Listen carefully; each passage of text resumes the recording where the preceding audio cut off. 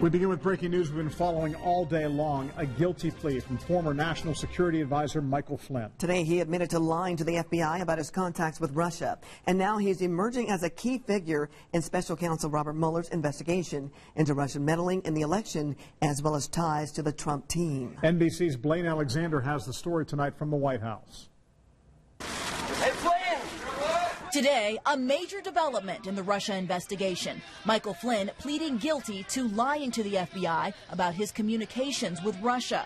The former National Security Advisor, now the first person who worked inside the Trump White House to face charges. This admission of guilt by the former National Security Advisor is a shattering moment for the Trump presidency. Flynn today saying his decision to cooperate was made, quote, in the best interests of my family and of our country, adding, I accept full responsibility for my actions. That tells you that he has already provided information that Robert Mueller believes to be of significant value. The charges stemming from two meetings Flynn held with the Russian ambassador in the month before President-elect Trump took office.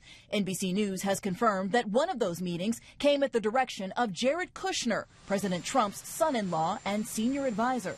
Special Counsel Robert Mueller has already charged 3 other people in this investigation. President Trump has repeatedly dismissed the investigation as a witch hunt. Well, I think most of us believe it's not a witch hunt or a hoax, and that the FBI director and all others believe this is a legitimate concern. The president today ignoring shouted questions. Can you comment on Michael Flynn being indicted? And he abruptly canceled a planned photo op with the Prime Minister of Libya. Today, the president's personal attorney said nothing about the guilty plea or the charge implicates anyone other than Mr. Flynn. And typically this charge can bring up to 5 years in prison, but legal experts say with this plea deal, it's unlikely that Flynn will see a day in prison. Blaine Alexander, NBC News, the White House. Blaine, thank you. Now, today we actually reached out to Indiana's representatives on Capitol Hill for comment on Flynn. And so far, we've only heard back from Senator Joe Donnelly so far tonight, who told us, quote, let the facts take them where they may.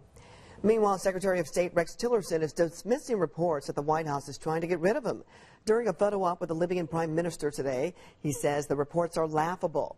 As we first told you at noon, there are reports that the White House is planning to replace Tillerson with CIA Director Mike Pompeo.